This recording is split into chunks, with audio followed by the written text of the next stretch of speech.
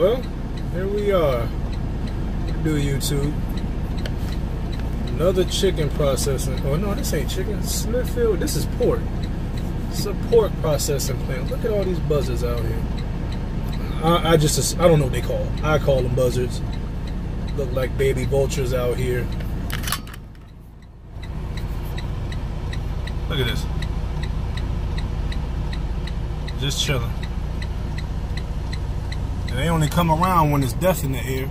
They can smell the death in the air. Look at them over there. Just roaming around. And then look at the one right here. Dead. Yep. You just hanging out, huh? It's just disgusting. Look at this. I don't know what they eating. Are they pets? They just eating on the intestines? Yeah, I don't know what it is, but they having a field day out here. Get your ass out the way, Slim. Get your ass ran over for me. Yo. Shit is disgusting. I gotta believe that they're actually treated as pets because they just got a whole pallet of, I don't know what that was, some type of meat, and they just out here having a field day.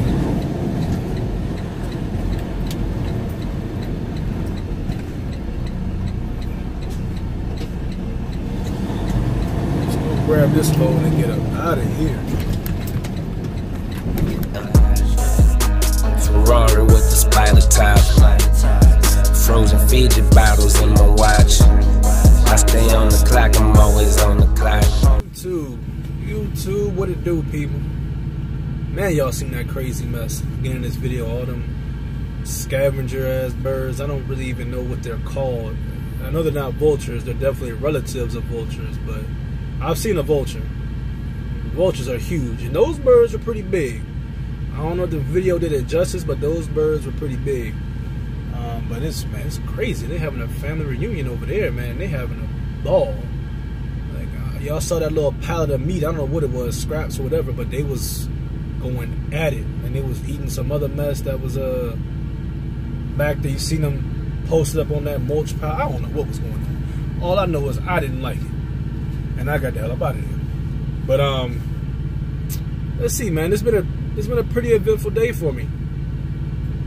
I came on down from my house to deliver. I had 2 stops on the load I grabbed out of Massachusetts Monday night.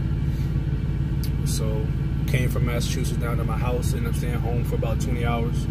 Got up and delivered the load I had. So the first stop was a Restaurant Depot, and the second stop was Reinhardt Foods in Suffolk, Virginia.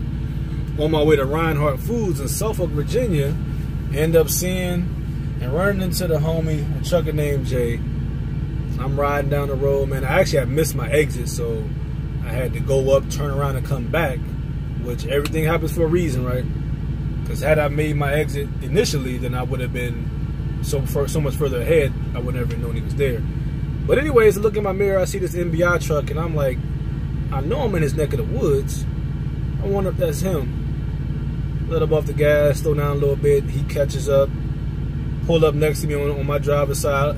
He passed by. He didn't know it was me. He passed by, so I looked and saw him. Cranked the air horn twice. He slowed down, rolled up on him, hit him with the little. I don't know what the fuck that is, but y'all know the hand signal. And we both bust out laughing. Pull over on the side of the road. Chopped it up for about 10 minutes, and it was like, man, I got an appointment to make, and he got loads to get that money, so had to chuck a deuces. But it was real cool finally meeting my guy, man. Cool ass dude, and it's been a long time coming. Been looking for him out here, and when he was OTR, I was looking for him, trying to run into him. Never seen him run into him, but he go local. I ended up running into him in his neck of the woods. So shout out to the dude, man. Shout out to trucker named Jay. But so shit, I pulled up here. I'm sitting here right where I'm at right now, in my driver's seat, talking on the phone. I see this RST truck come riding by with the tinted windows. And I'm like, I know good and hell well that ain't Trucker Brown. He back in and hop out. I see him like, hey, it sure enough is. So I hopped out and talked to him real quickly. He was on the phone, so I didn't want to interrupt his phone call and everything. But I hopped out and talked to him real quick. A new message has arrived. He actually bobtailed up out of here, so he must know something. Well, at the time, he knew something I didn't know that I know now. And that's that these people are behind schedule. These people are way behind schedule. They got 11 docks, and when I pulled in here, there was only one prime trailer on the dock. This is a drop and hook customer for us. Every time I come here, it's drop and hook. So they pulled that one prime trailer off the dock. They haven't pulled another one around here yet. So it's going to be a while. And I actually just got off the phone with the shipping office, and they let me know the obvious, that they're behind schedule. And I'm not gonna shit on them, because I've been here many times before and I ain't never had to wait. Every time I come here, it's in and out. The one time I came here, I had to wait. It was about an hour wait, and as of right now, I've been here for over 3 hours. So you know, it is what it is. Charges to the game. But yeah, I seen him bobtailing out of here, so he probably went to get something to eat, which seemed like a great idea right about now, because I'm getting a little hungry myself. But I ain't going nowhere. When I leave, I want the trailer with me, and I'm making my way up to Chicago. That's where this little going. But point of this video is don't be ashamed or don't be scared to ask for help, and more importantly, do not have too much pride to ask for help, especially when you know you need it. So I mentioned Virginia Beach earlier. That was my first stop with the load I bought down from Massachusetts. There's a restaurant depot in Virginia Beach.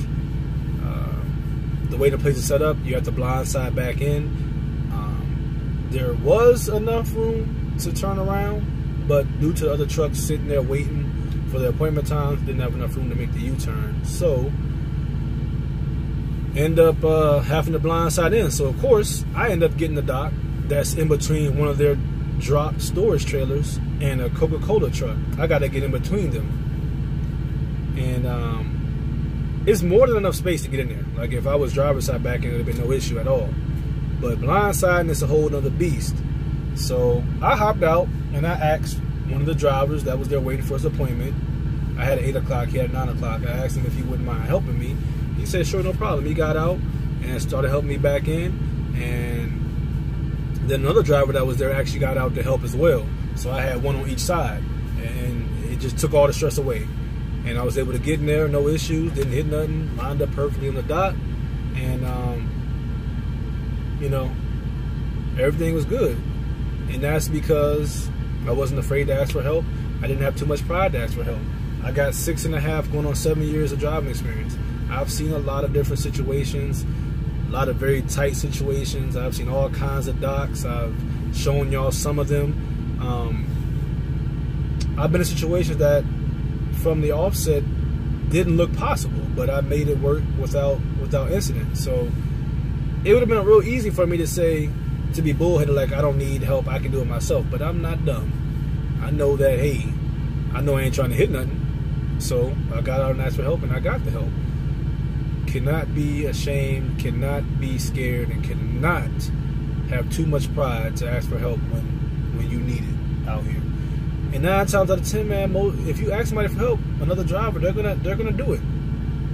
There are a couple assholes out here that'll look at you and laugh, and you know, you try to belittle you for it. But I'm telling you, I've seen it. I've been one that people have asked to help, and I've got out and helped them. I've gotten out and actually parked somebody's truck for them on a number of occasions. Got it into a dock or got it into a parking space at a truck stop for them because they were new and they were nervous, didn't want to hit anything. I've done that a couple of times. So can't be afraid to ask for help, man, because more times than not, you're going to get it. Drivers, we understand. And this is more of a message for new drivers. You know, don't be afraid to ask for help if you need it, no matter where you're at, you know. Yeah, don't be afraid to ask for that help. So with that said, man, I'm about to go back here and go to sleep because, like I said, I'm going to be here for a minute. I'm getting some attention here about it too because my load, the drop dead time was 4 p.m. I can already tell I ain't getting out of here before 10 o'clock tonight.